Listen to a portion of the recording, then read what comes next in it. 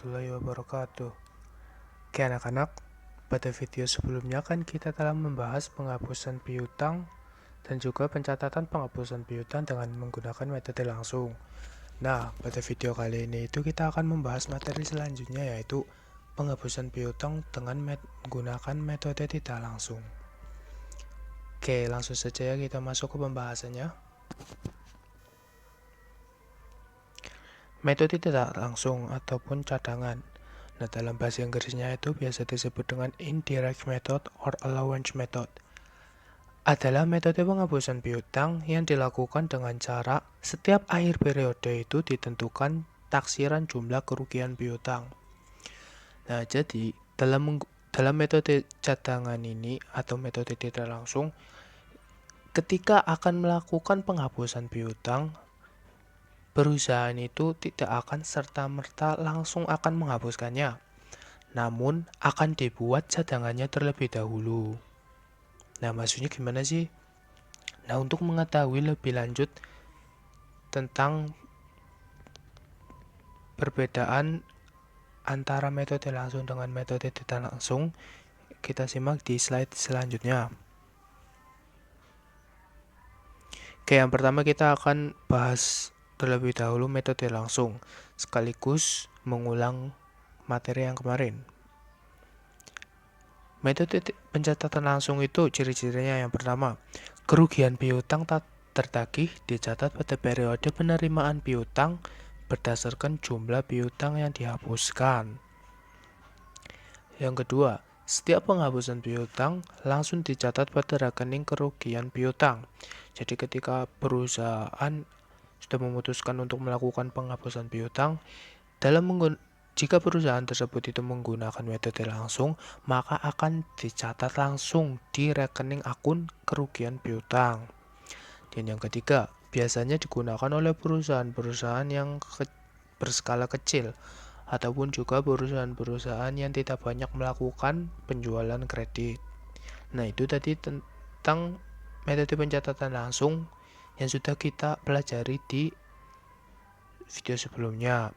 Nah, sekarang kita akan bahas yang metode pencatatan tidak langsung. Yang pertama, kemungkinan piutang tak tertagih dicatat berdasarkan taksiran. Jadi, dalam metode tidak langsung ini, nantinya perusahaan akan menaksir atau akan membuat taksiran berapa sih kemungkinannya piutang tersebut itu tidak dapat ditagih. Yang kedua, setiap penghapusan piutang tidak langsung dicatat pada rekening kerugian piutang. Nah, di sini itu bedanya dengan metode langsung tadi. Jadi kalau metode langsung kan kalau perusahaan sudah memutuskan untuk menghapuskan itu akan langsung dicatat pada rekening akun kerugian piutang. Nah, kalau menggunakan metode tidak langsung, perusahaan itu tidak akan langsung mencatatnya pada akun kerugian piutang, namun akan dicadangkan terlebih dahulu. Ya, mungkin dalam akun cadangan kerugian piutang. Yang ketiga, digunakan oleh perusahaan yang memiliki skala yang lebih besar ataupun perusahaan-perusahaan yang lebih banyak melakukan penjualan kredit. Itu ya tadi terkait dengan perbedaan metode langsung dan metode tidak langsung. Kita akan lanjut berikutnya, yaitu jurnal metode tidak langsung.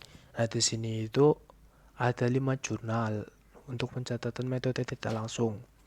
Jurnal yang pertama, jurnal saat mencatangkan kerugian. Yang pertama, kita akan mendebet akun beban kerugian piutang dan akan mengkredit cadangan kerugian piutang. Jadi jurnal pertama itu digunakan ketika perusahaan itu akan mencadangkan kerugian. Jadi kan sudah dibahas di slide sebelumnya itu, perusahaan itu tidak akan serta-merta langsung menghapuskan piutang, namun akan mencadangkan piutang tersebut terlebih dahulu. Nah, jurnal pertama ini digunakan untuk mencatatkan kerugian. Lalu, jurnal yang kedua, jurnal saat menghapuskan piutang, yaitu debitnya cadangan kerugian piutang dan kreditnya piutang dagang. Nah, di sini ketika perusahaan sudah benar-benar berpikir, ini berarti piutang ini tidak dapat tertagih lagi dan harus dihapuskan. Nah, maka setelah dicadangkan tadi, perusahaan akan menghapusnya dengan menggunakan jurnal ini. Debit cadangan kerugian piutang, kreditnya piutang dagang. Lalu jurnal yang ketiga, jurnal piutang dapat ditagih pada periode yang sama. Debitnya piutang dagang dan kreditnya cadangan kerugian piutang. Jurnal yang keempat, jurnal dapat ditagih pada periode yang lain. Debitnya itu piutang dagang dan kreditnya pendapatan lain-lain. Dan jurnal yang terakhir itu jurnal saat pelunasan piutang, yaitu debitnya kas dan kreditnya piutang dagang. Nah, kalau dilihat di sini itu sekilas itu mirip ya sama yang di metode langsung. Cuma bedanya itu yang jurnal pertama. Jurnal saat mencadangkan kerugian itu di sini di metode tidak langsung itu ada jurnal mencadangkan kerugian, debit beban kerugian piutang, dan kreditnya itu cadangan kerugian piutang. Nah, kalau di metode langsung kan tidak ada. Oke, setelah jurnal kita langsung ke contoh soalnya. Contoh kasus 1. Pada tanggal 1 Januari 2020, dicadangkan penghapusan piutang toko Zilong Lola sebesar 5% dari total seluruh tagihan 50 juta rupiah karena toko Zilong Lola mengalami failit. Nah, untuk mencatat jurnal dari transaksi tersebut itu, yang pertama, ini berarti kita akan mencadangkan kerugiannya terlebih dahulu atau menggunakan jurnal pertama. Yang dilihat sekilas ya, dilihat ya. Yang pertama, tanggal kita akan tulis 1 Januari 2020. Nama akunnya kita akan mendebet beban kerugian piutang sebesar 2.500.000 dan cadangan kerugian piutang sebesar 2.500.000 juga. Nah, 2.500.000 di sini didapat dari 50 juta rupiah dikalikan dengan 5%. Maka akan ketemu hasilnya 2.500.000. Oke, selanjutnya masih terkait dengan contoh soal tadi ya. Nah, pada tanggal 10 Februari 2020-nya, toko Zilong itu dinyatakan tidak bisa membayar piutang dan diputuskan untuk menghapus piutang tersebut. Nah, tadi di slide sebelumnya kan baru dicadangkan. Nah, kalau sekarang itu benar-benar perusahaan akan menghapus piutang dari toko Zilong Lola. Yang pertama kita akan mencatat tanggalnya 10 Februari 2020.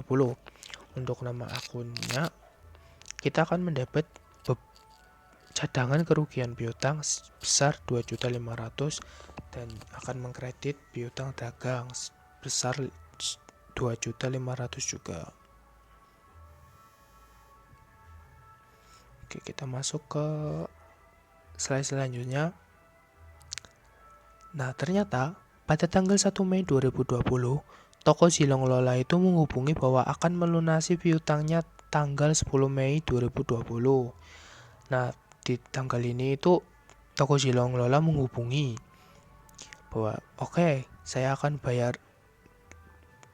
akan melunasi piutangnya tapi nanti tanggal 10 Mei 2020.